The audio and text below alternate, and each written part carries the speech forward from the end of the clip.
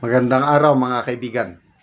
Bigyan natin ng reaction opinion itong post ni Senator Amy Marcos na kung saan binulgar niya ang kapalpakan ni then DOJ Boying Rimulya at ngayon ombudsman na. Ito, sabi niya, DOJ Boying versus Ombudsman Boying. Nag-away na ang dalawang personalidad. Ito ang statement ni DOJ Secretary Boying noon. Sabi niya, "We are not members of the ICC. So, whatever relationship with the ICC is on an arm's length basis if we have to talk with them, but we have never spoken to them." Wala na tayo, hindi na tayo member, hindi na tayo makipag-usap. Kaya walang pag-uusap sa ICC. That was March 20, 2025. Ito, panibago, ombudsman na siya. March 2, 2026, after barely 1 year. Totoo yon. Nakipag-usap ako kay Trillanes. Pinakilala niya sa akin yung ICC. Yung dalawang personnel ng ICC. Kaya nga, meron kaming usapan na ang testigo ay dapat protektahan kasi mga Pilipino ang mga testigo na ito at least honest siya. For that is isang bagsak naman, isang palakpak kay Ombudsman Boying Rimulya. Kailang nakakahiya. Sinabi niya, hindi kami nakipag-usap sa ICC.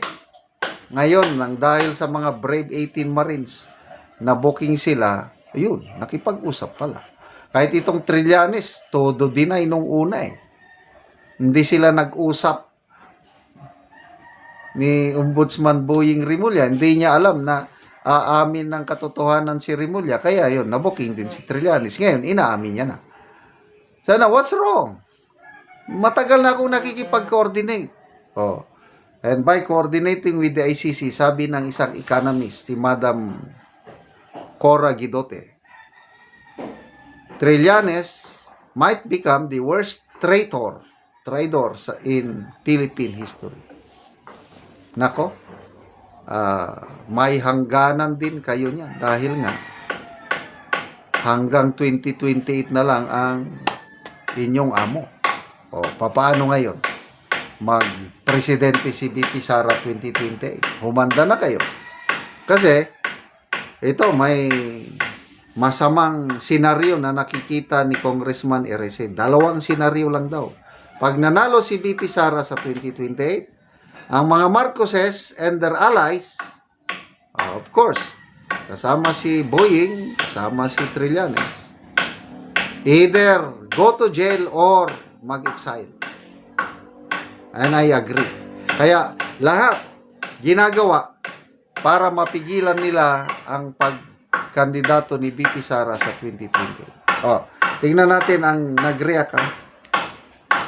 58,000 ang nag-react. 47,000 ang tumatawa, 4,200 ang galit na galit. So that's 51. So nasa 5,000 lang ang nag-like. So anong percentage? Nasa 95% galit or hindi naniniwala kay Ombudsman Boying Rimulya. So yan na po ang pulso ng taong bayan. Halos wala nang naniniwala sa kanila. So may hangganan din ang lahat. Tama yung sabi ni Tatay Digong na there will always be a day of reckoning. Basa tayo sa mga comments. Japana, Jeza, basta yawa talaga. Ano pa? Karen Rodriguez, may dual personality disorder pala. Kasi iba yung sinabi niya last year, iba rin ngayon. Kinontra niya ang sarili niya. Margareta, sabi, if you lie, make sure you have a good memory. Baka nakalimutan niya yung sinabi niya. Kahit nga ang Pangulo, very clear yung mga sinasabi niya noon. We will not cooperate with the ICC. They have zero jurisdiction over us. We will not cooperate. Mamaya, nung group effort, sabi niya, we have to fulfill our obligation with Interpol kasi dapat maging good standing tayo in a community of nations. Sige. Rason lang kayo. Malapit na po. Magwa 1 year na ang ating di ba? March 9 ngayon. March 11, nung kinidnap nilang ating Tatay Digong, ano bang gagawin natin? Huwag nating kalimutan po, mga kapwa ko DDS, yung March 11, 2025, infamous March 11 day. I will never forget that. Ikukwento ko sa aking mga next generation, aking mga apo, kung gaano ang ginawang pagtratraidor ng administrasyong ito. Di ba, noong February 25, nagkaroon ng holiday, walang pasok. Tinanong ko yung apo ko, do you know why walang pasok February 25? May konting idea sila. Was that the revolution, EDSA, something like that? Yes, and pinaliwanag ko na yung Marcos Sr., okay siya para sa akin, good president. Kaya lang itong anak niya, Marcos Jr. is the worst. Then the best president we ever had is President Duterte. And gumaganon yung mga aking apo. Siyempre, ako ang lolo nila. Sinong paniniwalaan nila? Saka, yung isang apo ko, one time, tinanong niya ko, Lolo, what can you say of this President Bongbong? Why? What do you think of him? Is he a good or bad president? How about you? What do you know? Sabi ko, binalik ko ang question. He is a bad president. Sabi ng aking yung pangalawang apo. Why did you say that? What is your basis? Sabi niya, I always hear you while making vlog. You're always telling that he is the worst president and I believe in you. He is a very bad president. Yun. Ipapasa ko sa next generation. Tatay Digong, pinaka-the best. PBBM, pinaka-the worst. Salamat mga kaibigan sa inyong pagsubaybay sa ating channel.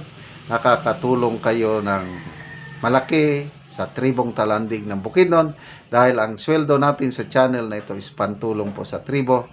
Namimigay tayo ng libreng yero at pako para makapagpatayo sila ng mas maayos na tirahan. Panoorin nyo ang video na ito. Karon mo na ni ang atop sa balay sa tagaan na mo og yero. So dako na gyud kayo og mga buslot ang iyang atop tungod kay dugay na manggod ni nga yero. Mo na ni ang iyang itsura. So pambutangan lang gani og mga silupin.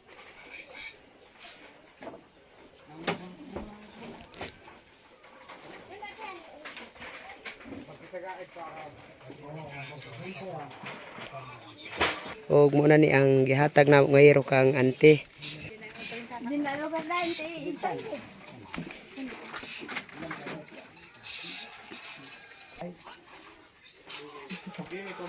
Nagyud ni kada kon sa buslot. So karon ante pila naman ni ka tuig ang inyong balay nga inani na ante ang itsura sa inyong atop dako. 30 na ka tuig. So dugay-dugay na gyud. Dugay na. So nga naman ante sa 30 na ka tuig, wala mo nakapalit og sin. Tungod sa ang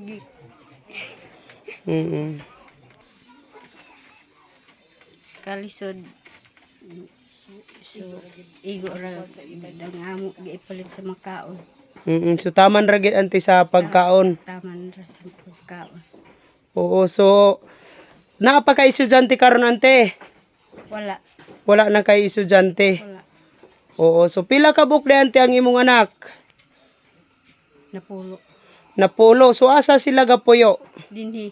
So nakigpuyo lang sila sa inyo. Oh, So lisod gyud. So wala sila kaugalingon nga balay. wala. So nag-usa kung magulan ante unsa man inyong himuon? kung kuan mag-ulan, wala naman kay kuan naman dako naman kayo ang mga buslot sa inyong atop. Pangita rami sa dili gag katuluan. So didto lang mo. Hmm, So dili mo makatulog og tarong. dili sa Ginoo sa nagtawang sa sin. Sige ante, salamat. Sa